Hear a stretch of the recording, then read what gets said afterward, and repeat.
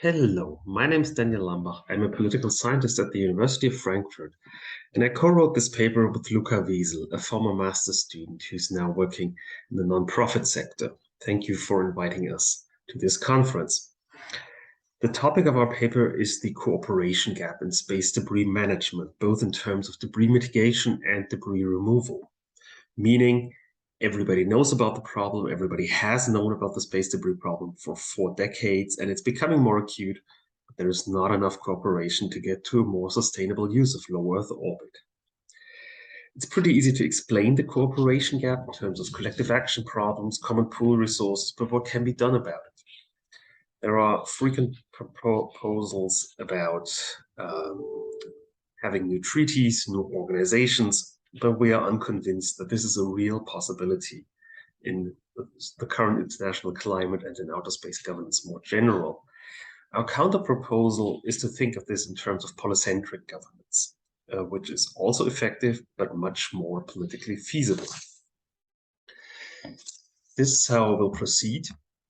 First, I will outline the problem, then present our argument, the theoretical framework, discuss present reform proposals, talk about design principles for common pool resource management, and then outline our recommendations and conclusions. The problem should be well known.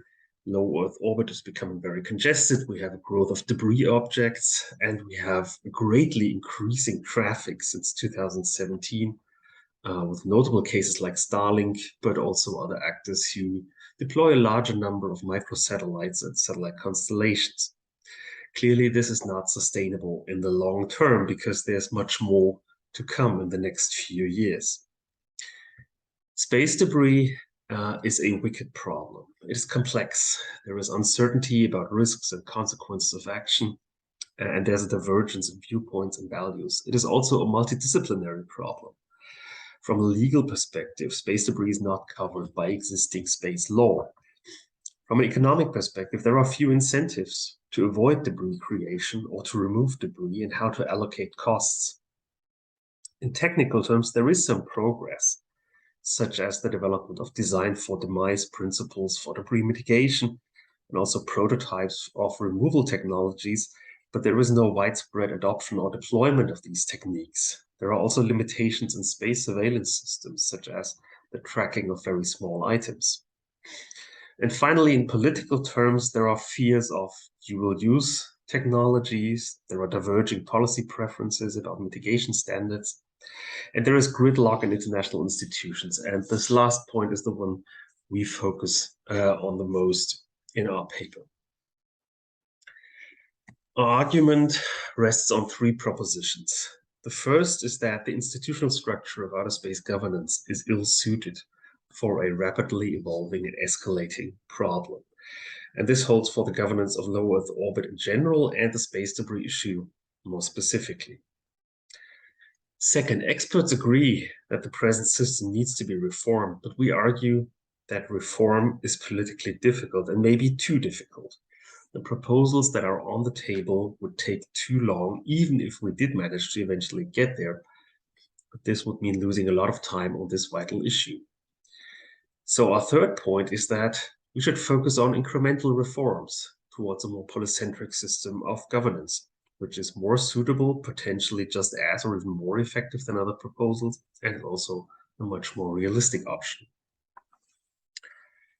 For this audience, I don't think I have to explain what commons are or common pool resources or polycentricity, so I can just focus on some key points of a polycentric system. Polycentricity refers to a network of independent nodes that can make decisions independently and coordinate among themselves to produce a joint governance output. This does not imply total equality. Polycentric systems can be partly hierarchical, and that makes them adaptable to the challenges of outer space governance, where states still play an important role. Polycentricity can be very effective under the right circumstances. Collective decision-making works under 3 conditions. The first is subsidiarity, meaning local decision-making by nodes close to the problem. Secondly, linkage, where there are many channels of exchange among nodes. And thirdly, self-organization, that there's a culture of trust among nodes to facilitate communication and collaboration. And if such a system works, it has many upsides, such as accessing distributed knowledge, mobilizing stakeholders, a quicker response, multi-scalarity, and also political feasibility. Now, what are the most common proposals for dealing with the space debris problem? In the literature, we find these: negotiating new treaties, or reforming or reinterpreting existing ones, providing incentives for commercial actors, the development of new mitigation and removal technologies, or the creation of new international organizations or new bodies within existing ones. Now, all of these points have their merits. All of these could be said to be correct, at least on their own terms, but these proposals envision the governance architecture of space debris in broadly the same terms as it exists today, by implicitly or explicitly presupposing a high degree of international cooperation among spacefaring nations, much like it was maybe in the 1970s. But it is exactly this lack of cooperation that has led into the current impasse. So while these proposals may in fact be effective, there are questions to be asked about their feasibility. And this is why we argue for a polycentric approach, which is both effective and feasible. We're not the first to argue for that, but we think that previous efforts had certain limitations, which we discuss in the paper. We use the 7 adaptive design principles by Paul Stern, who worked with Ellen Ostrom, to analyze the current state, and after that, offer some recommendations for the problem at hand to come to a more polycentric arrangements. Some of these principles are already present, some aren't, we think. And I'm not going to go through these in detail, just briefly run through them. The first would be to invest in science. We think this is adequately fulfilled within the present system with a few minor modifications. Secondly, to establish independent monitoring. There's certainly a lot of monitoring, but it's not independent, and there's very little coordination exchange among monitors. So there are things that could be done better there. The third would be to ensure meaningful participation. And we think this is where the current system fails very hard. The current governance architecture is very centralized, very top-heavy, concentrated on states and the UN Committee on the Peaceful Uses of Outer Space, where the participation of commercial actors, of civil society, of academic experts is not adequately possible. The fourth design principle is to integrate scientific analysis with deliberation. We think this works pretty well, at least the integration of scientific analysis, the broad-based deliberation less so. The fifth design principle refers to higher level actors, which should facilitate participation of lower level actors. I think this is a very similar problem as we discussed in reference to the third principle. The governance architecture is very top-heavy. There's a very centralized decision-making structure, and lower level actors are mostly marginalized. Same for design principle number 6, which asks us to connect a variety of institutional forms from local to global. Again, the very centralized structure prevents local decision-making, and our recommendation would be to develop cross-cutting linkages. Design principle number 7 is to plan for institutional adaptation, and there's very little evidence of adaptability in the current system, which is mostly centered on UN institutions. And the last treaty was signed in 1979, so not a lot of change going on there.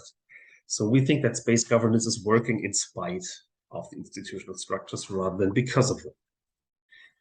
And we come up with a bunch of recommendations to address these points.